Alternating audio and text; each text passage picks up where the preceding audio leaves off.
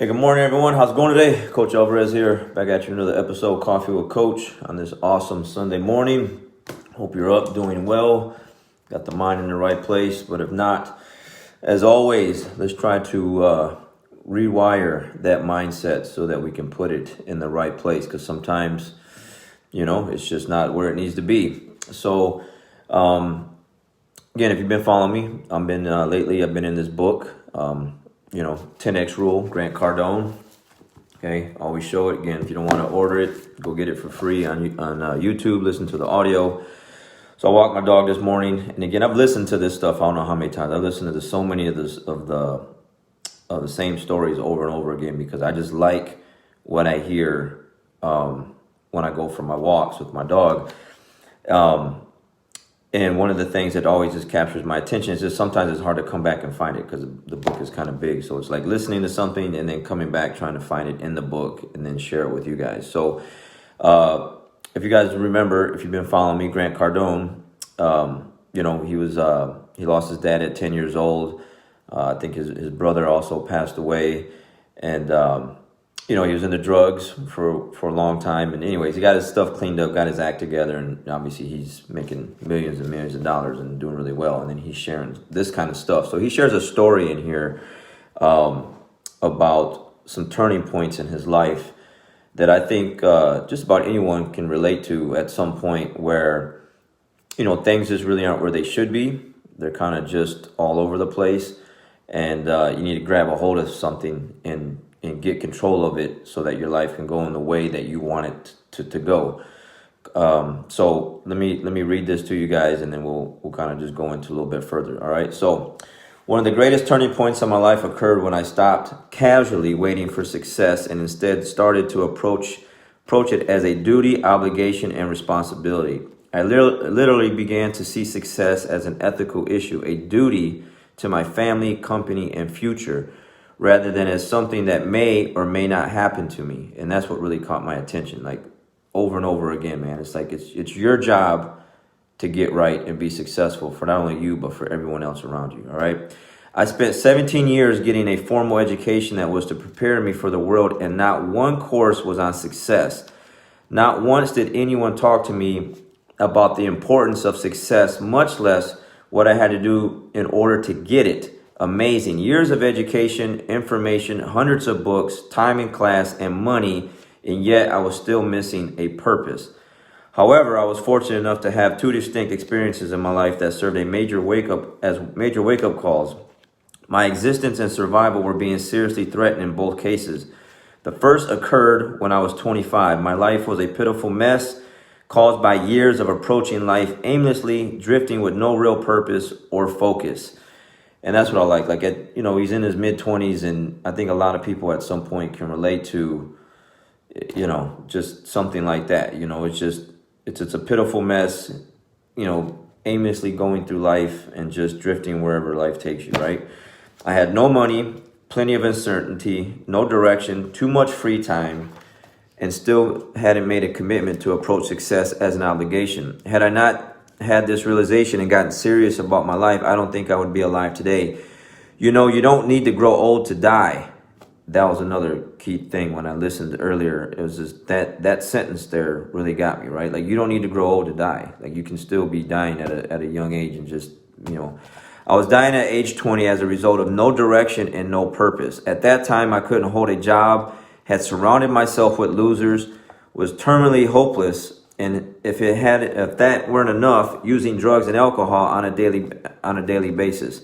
Had I continued on without a serious wake-up call, I would have continued to live a mediocre existence at best, and probably much worse. Had I not committed to a life of success, I've not identified my purpose and would have merely spent a lifetime fulfilling everyone else's purpose. Let's face it, there are plenty of people living mere existences, and I should know. At that time in my life, I was in sales and treated it as with disdain. When I committed to sales as a career and then decided to do whatever I had to do in order to become successful at selling, my life changed. And then he talks about, at age 50, when the economy collapsed and it was like a Great Depression, things just went all kind of haywire for him there.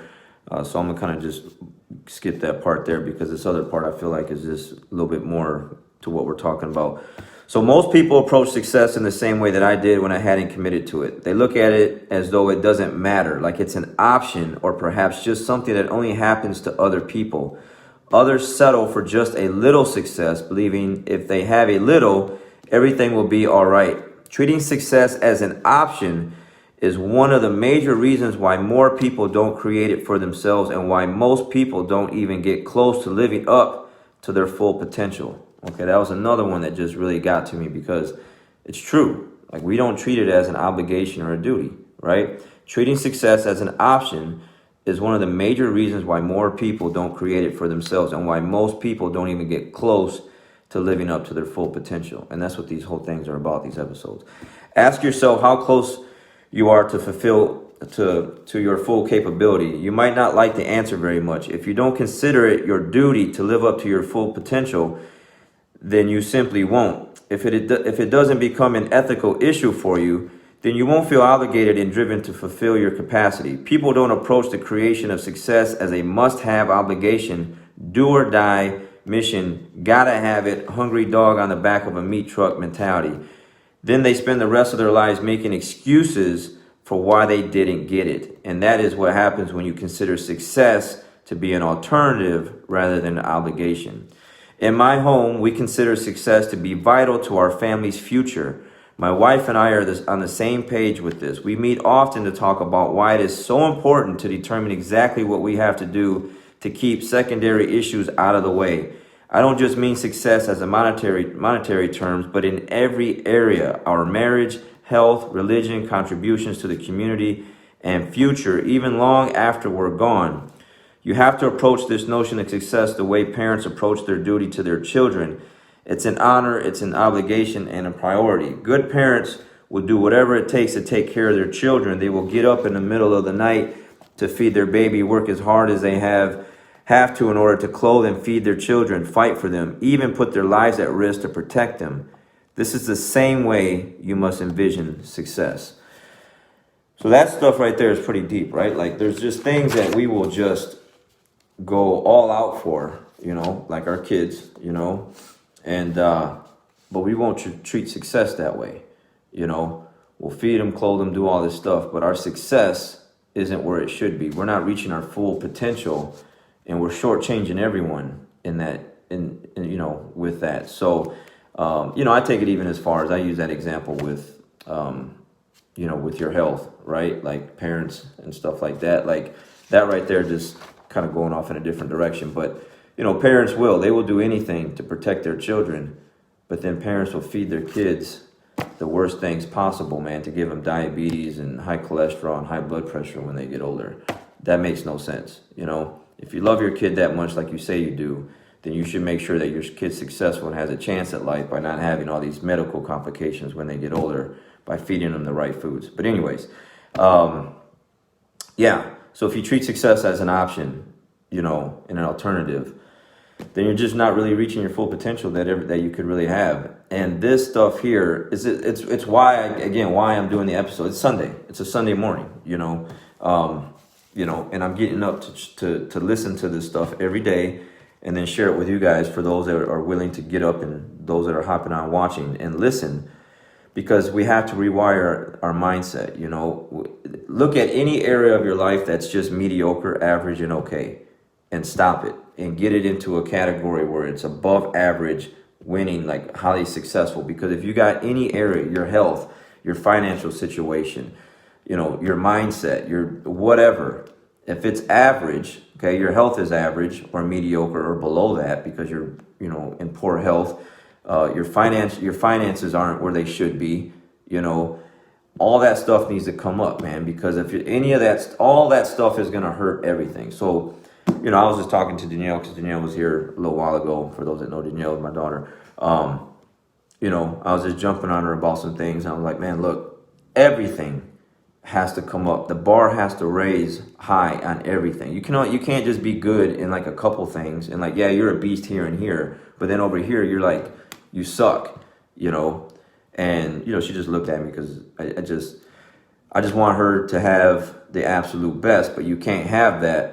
with a mindset of any type of mediocre in your life whatsoever. So you got to treat success as an as an obligation, duty. And he repeats that over and over and over in this book. So while I'm walking my dog, doing dishes, mopping, sweeping, whatever, I'm getting this all the time, every single day. Like, success is an obligation and a duty, And if you're one of my students and you're on the mats with me all the time, then you guys know that I come down pretty hard with this stuff.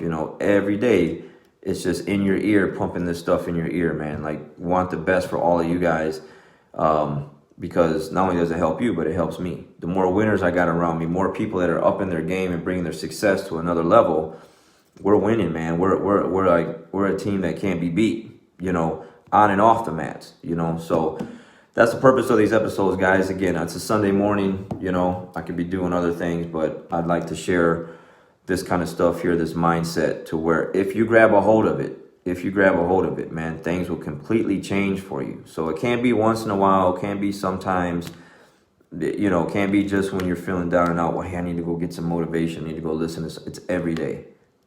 Like, I'm building an immune system to, like, negativity, bad days, whatever, crappy things that happen to me. I can handle them a lot better because of the stuff that I listen to every single day. And some people, man, you just, people like talk about me behind my back, but whatever. I like who I am. I accept who I am, and I like being this way, because the other way wasn't getting me where I wanted to be. This way is. And then in the process, you're going to have some haters. You're going to have some people that don't like you. I'm cool with that. I'm good with that all day. Because if I'm helping other people winning, and my family and my business and my academy and my students and my team, from the 4-year-olds to the 50-something-year-olds, I'm getting them to win, then, man, all day I'll take haters for stuff like that, man. Because I'm not just trying to help myself. I'm trying to help everyone else, for those that will listen, So anyways, have a great rest of the day. Right? It's your obligation, it's your duty to win and be successful. So any area in your life that's mediocre or average, raise the bar. It's time to raise the bar. Going into the work week on Monday, let's get after it. All right, guys, have a great day. Catch you on the next one.